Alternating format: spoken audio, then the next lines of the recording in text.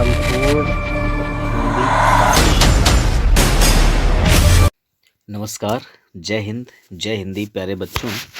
संपूर्ण हिंदी पाठशाला पर एक बार फिर से आपके सामने उपस्थित हो गया हूँ। क्रिया, वर्ब लेकर के, क्रिया लेकर के कक्षा 8 के बच्चों की मनसा थी, उनकी इच्छा थी, जिज्ञासा थी कि क्रिया से एक वीडियो बनाया जाए। समय लगा, कोशिश कर रहा था मगर थोड़ा समय नहीं मिल पाया, तो अभी मैं वीडियो बना रहा हूँ। आप लोग बस जल्दी जल्दी में इसको देख लीजिए। और वैसे तो क्लास में समझाया है, जो ना समझ में आया उसको आप देख लीजिएगा।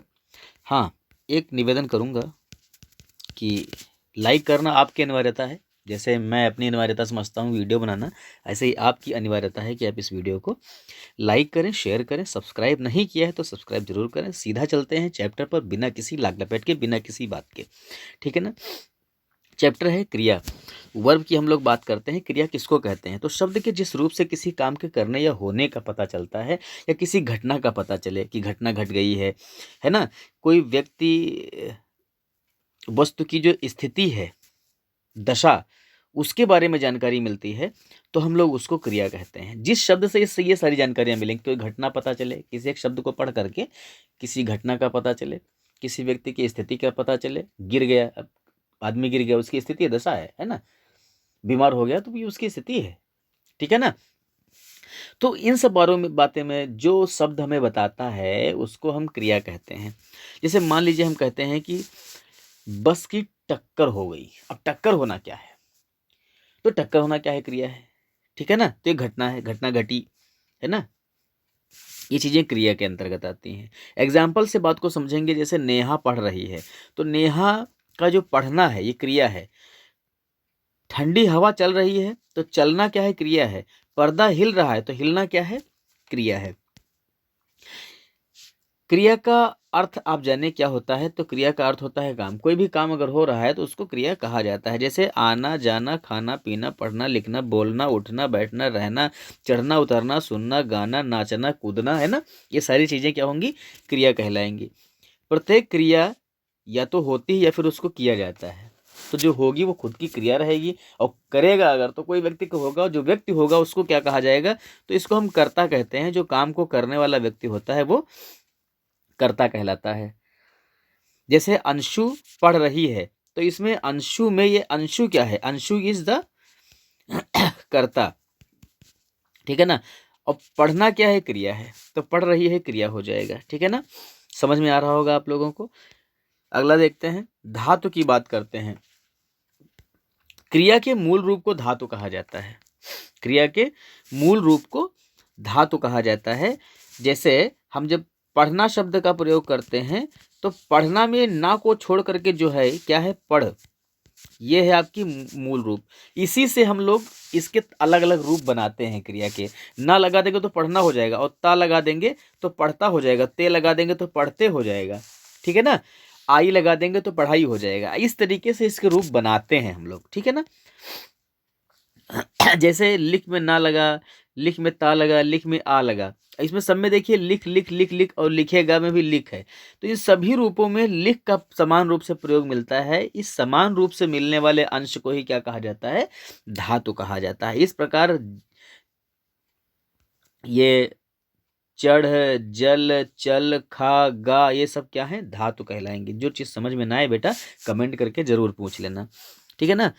क्रिया का वर्गीकरण। अच्छा, कुछ लोग कहते थे कि सर आप बीच बीच में बहुत ज़्यादा वो डाल देते हैं ना कि लाइक करो, शेयर करो, सब्सक्राइब करो, उससे टाइम बहुत ज़्यादा चला जाता है।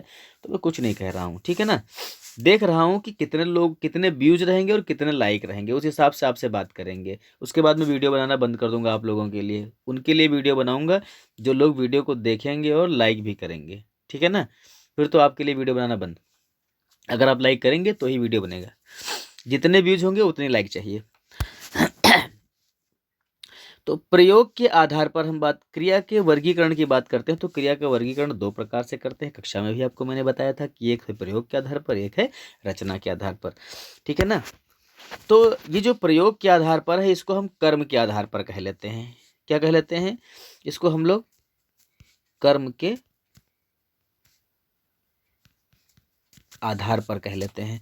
तो जो प्रयोग के आधार पर है, कर्म के आधार पर है, इनके भी दो भेद होते हैं, एक होता है अकर्मक और एक होता है सकर्मक। अकर्मक क्या है, आप लोगों को मैंने बताया था, विधिवत समझाया था कि अकर्मक जिन क्रियाओं के व्यापार का फल, माने जिन क्रियाओं का फल, ऐसे कह लीजिए किसी काम का फल सीधे कर्ता पर पड़ता है, जहाँ कर्म होता ही नहीं है, तो वे अकर्मक क्रियाएं कहलाती हैं। जैसे चिड़िया उड़ती है, चिड़िया उड़ती है में चिड़िया है और उड़ना क्रिया है, यानी करता है और क्रिया है, कर्म नहीं है, इसलिए क्या हो गया, अकर्मक क्रिया हो गई।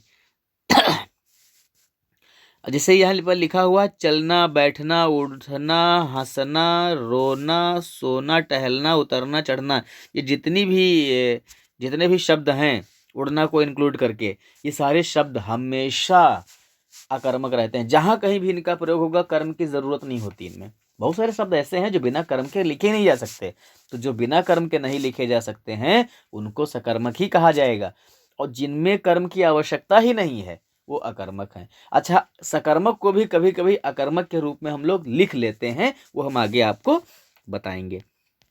अगला देखिए, अधिकतर अकर्मक क्रियाओं में कर्म कारक नहीं होता है पर अन्य कारक हो सकते हैं। जैसे दादी कुर्सी पर बैठी हैं, मैंने आप लोगों को बताया था, क्या बताया था, कहा था कि चिड़िया वाला ही एग्जाम्पल दिया था कि एक तो था चिड़िया उड़ती है और एक मैंने दिया था चिड़िया आसमान में उड़ती है, ये मैंने कहा था। तो मैंने यहाँ पर कहा था कि जो आसमान में लिखा है, आप लोग आसमान में देख करके कहने लगे थे कि सकर्मक है। आसमान के साथ कौन सा चिन्ह लगा हुआ है, में लगा है, इसका मतलब ये आसमान क्या हो गया, अधिकरण बना, क्या बना, तो ये कौन सा कारक है, अधिकरण कारक है, कर्म कारक नहीं है। कर्म कारक होगा तो ही क्रिया सकर्मक होगी, और कर्म कारक नहीं होगा तो क्रिया अकर्मक होगी, ये आपको याद रखना। जैसे दादी जी कुर्सी पर बैठी, तो कुर्सी के साथ पर लगा हुआ है, और पर क्या है, अधिकरण है, ये कर्म नहीं है, इसलिए ये सकर्मक नहीं होगा। ठीक है ना, समझ गए होंगे। स्क्रीनशॉट भी आप चाहें तो ले सकते हैं समझने के लिए। अगला देखिएगा, अगला है सकर्मक क्रिया। तो सकर्मक क्रिया का शाब्दिक अर्थ क्या होता है, जो कर्म के साथ होती है, ठीक है ना, जो कर्म के साथ होती। इसमें क्या होता है कि क्रिया के व्यापार का फल किस पर पड़ता है, तो क्रिया के व्यापार का फल कर्म पर पड़ता है, इसलिए इसको सकर्मक क्रिया कहा जाता है। जैसे धोबी कपड़ा धोता है ना, मोहन खाना खाता है, सीता गीत गाती है, तो धोबी कपड़ा धुलता है में कपड़ा धुला जा रहा है, कपड़े को धुला जा रहा है, कपड़ा के साथ को लगा सकते हैं। ध्यान ये रखना है कि जो सकर्मक क्रियाएं हैं उसमें अगर आप पहचानना चाहते हो कि ये कर्म है कि नहीं है, तो जिसको आप कर्म बना रहे हो उसके साथ को लगा करके देख लो।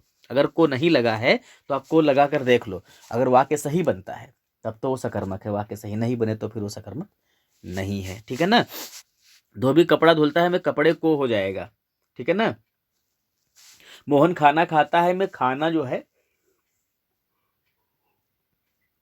उसके साथ को लगा सकते हो। सीता गीत गाती है तो सीता के साथ गीत के साथ को लगा सकते हो। राम विद्यालय जाता है में विद्यालय के साथ को लगा सकते हो। ऐसे बहुत सारे एग्जाम्पल्स आपके सामने, मैंने बहुत ज़्यादा लिखा नहीं है, ये तो वीडियो ज़्यादा लेंदी हो जाएगा इसलिए, और मैं जल्दी जल्दी बोल भी इसलिए रहा हूँ ताकि वीडियो ज़्यादा जल्दी आपका समाप्त हो जाए। आप लोग कहते हैं ना बहुत टाइम लग जाता है पढ़ने में, तो एक तो सबसे बड़ी बात, आपकी सबसे बड़ी समस्या क्या है कि जो लोग ऐसा कहते हैं कि समय बहुत लग जाता है। पढ़ाई में समय लगेगा, अगर नहीं लग रहा है समय और नहीं आप लगाना चाह रहे हैं तो आप पढ़ना नहीं चाह रहे हैं। सबसे पहली बात, बिना समय दिए बिना पेशेंस के अगर आप पढ़ाई करने जाएंगे या कोई भी काम कर लो यार, तो परिपक्वता नहीं आएगी। जब आप परिपक्व हो जाएंगे तब चाहे जितना भी शॉर्ट में आप काम करें, है ना। अभी मुझे कहो तो मैं झरझर झरझर झर इसको बोलता चला जाऊंगा, पढ़ता चला जाऊंगा, इसमें और भी ज़्यादा चीज़ें समझा दूंगा आपको कम समय में। लेकिन होगा ये कि आप कितनी जल्दी किस चीज़ को समझ पाएंगे, ये सोचने वाली बात होगी। जब आप आराम आराम से चीज़ों को ध्यान दे करके समझते हैं तो ही आप चीज़ों को सही तरीके से समझ पाते हैं, और आप नहीं समझते हैं तो फिर नहीं ही समझ पाते हैं। ठीक है ना, समय बिताने के लिए कि बहुत जल्दी में एक चैप्टर कंप्लीट हो जाए, ये ऐसा फिर पढ़ाई का मतलब नहीं बनता है, इसको पढ़ना नहीं कहते हैं। ठीक है ना, जो लोग कहते हैं जल्दी नहीं होती, बहुत टाइम लग जाता है, तो टाइम तो लगेगा।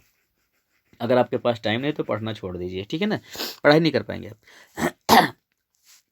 सकर्मक क्रिया के भेद की बात कर लेते हैं। तो सकर्मक क्रिया जो होती है वो दो प्रकार की होती है। एक होता है एक कर्मक और एक होता है द्विकर्मक। एक कर्मक मतलब क्या होगा? जिस क्रिया में केवल एक ही कर्म होता है उसको एक कर्मक क्रिया कहा जाता है। जैसे बच्चा फल खाता है, तो बच्चा फल खाता है में जो बच्चा है करता है, काम को करने वाला है, जो खाता है क्रिया है, और फल क्या है? कर्म है। एक ही कर्म है। अब यहाँ अगर दो तीन कर्म आ गए होते, दो कर्म आ गए होते, तो ये एक कर्मक नहीं होता। जैसे गाय पानी पीती है में गाय है करता है, पीती है क्रिया है, और पानी क्या है? कर्म है। तो इन वाक्यों में आप देखेंगे कि फल और पानी ये खाने पीने के लिए प्रयोग किए गए हैं, क्रियाएं हैं, और ये एक ही हैं, इसलिए इसको एक कर्मक क्रिया कहा जाएगा। इतना आपको समझ में आ गया होगा। तो द्विकर्मक क्रिया की बात करेंगे अब हम लोग। द्विकर्मक कहने से पता चल जाता है कि यहाँ पर क्या होंगे? दो कर्म होंगे, दो कर्म होने चाहिए। तो जिस क्रिया में दो कर्म होते हैं वह क्रिया द्विकर्मक क्रिया कहलाती है। ठीक है ना? जैसे औरत पक्षियों को दाना डाल रही है। अब इसमें औरत क्या है? काम को करने वाली है, और डाल रही है क्या है? क्रिया है। यहाँ पक्षियों को और दाना दो चीजें हैं। पक्षियों को के साथ तो को लगा हुआ है, लेकिन दाना के साथ भी को आप लगा सकते हो। पक्षियों को दाना, दाने को डाल रही है ना, तो दाना डालने का काम हो रहा है। क्या डाला जा रहा है? दाना डाला जा रहा है। उत्तर मिल गया आपका। तो दाना और पक्षी दोनों ही कर्म है, तो दो कर्म हो गए, इसलिए ये जो डाल रही है क्रिया क्या होगी? द्विकर्म वाली क्रिया होगी। माता बच्चों को खाना खिलाती है, तो माना माता बच्चों को खाने को खिला रही है। ठीक है ना? तो बच्चों को और खाने को, बच्चा और खाना, यहाँ आप देखेंगे ये दोनों ही कर्म हो गए, इसलिए ये क्रिया कैसी हो जाएगी? कौन सी क्रिया? खिलाती वाली क्रिया जो होगी ये द्विकर्मक क्रिया हो जाएगी। ठीक है? समझ में आ गया होगा आप लोगों को। आगे बात करेंगे तो रचना के आधार पर अब हम क्रिया के भेदों की बात करेंगे। रचना के आधार पर क्रिया के 6 भेद होते हैं। सामान्य क्रिया है, संयुक्त क्रिया है, पूर्वकालिक क्रिया है, नाम धातु है, प्रेरणार्थक है, और अनुकरणात्मक क्रिया है। सामान्य क्रिया क्या है?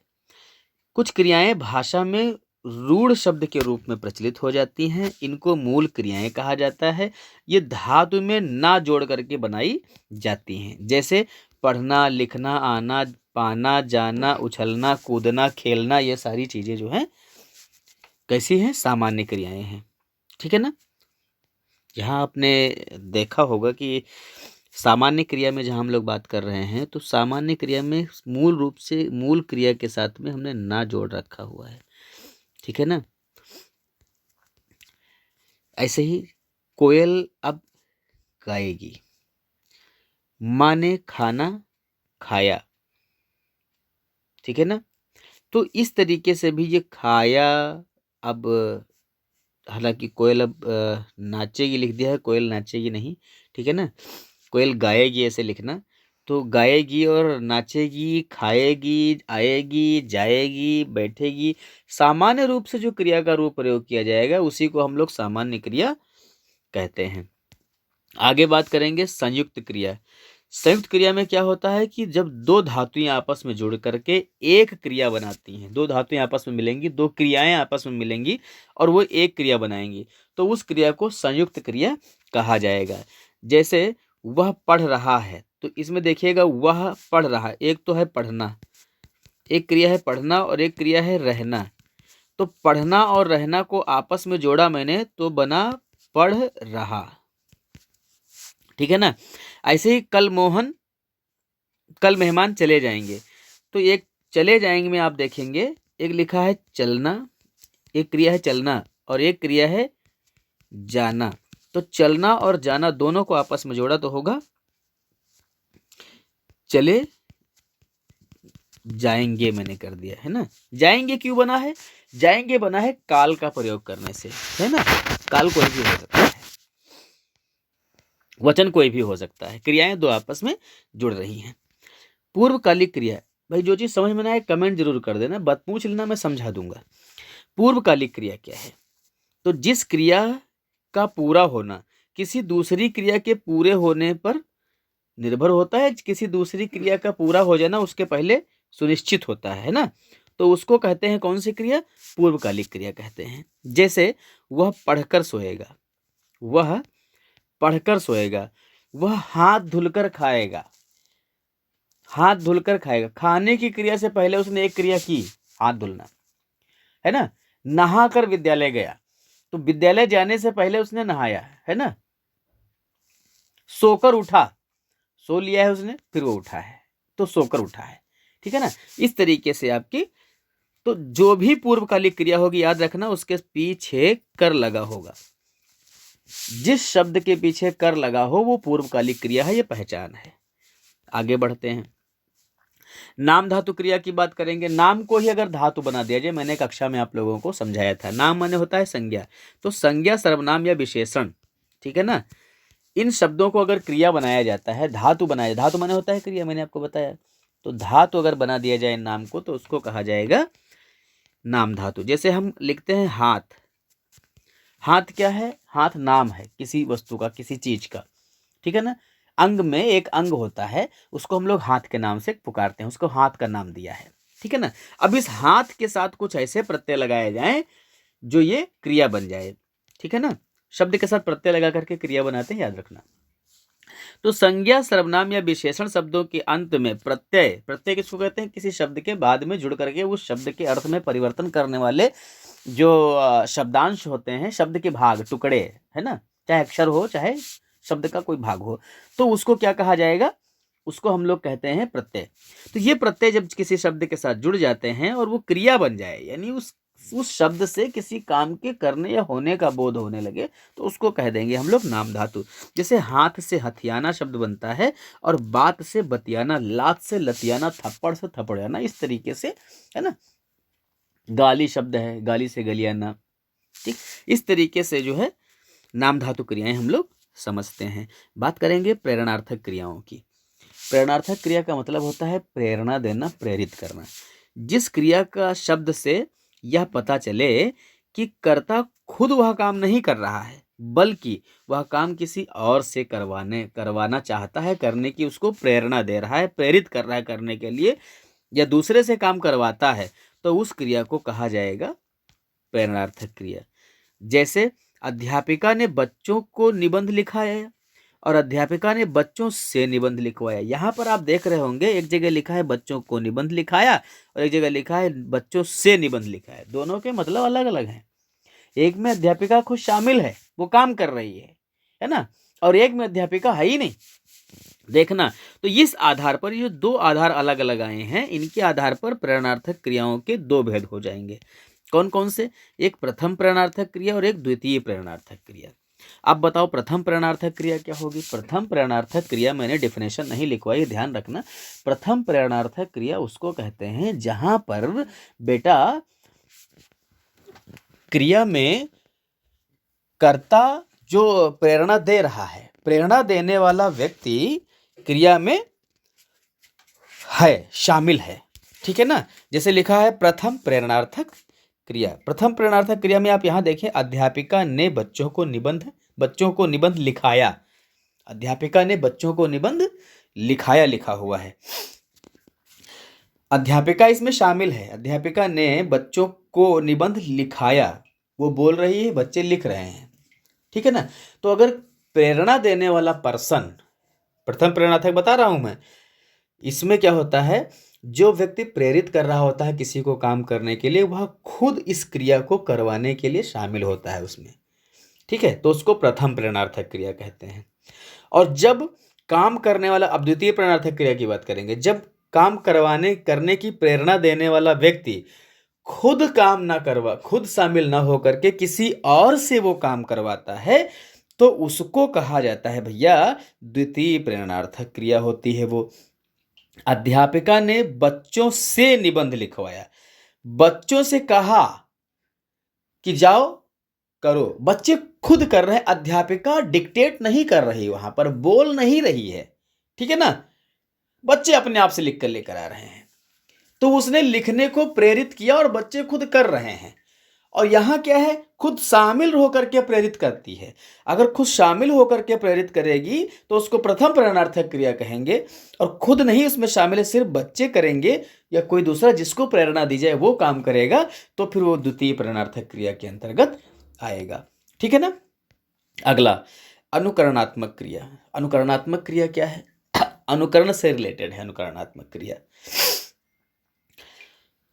कुछ क्रिया शब्द किसी ध्वनि का अनुकरण करके बनाए जाते हैं, उन्हें अनुकरणात्मक क्रिया कहा जाता है। भाई किसी आवाज को फॉलो कर लेंगे, कुछ आवाज आपको सुनाई पड़ी और ऐसा है कोई शब्द बना दिया काम करने के लिए। जैसे कोई खटखट कर रहा है तो उसके शब्द बना दिया क्या? खटखटाना।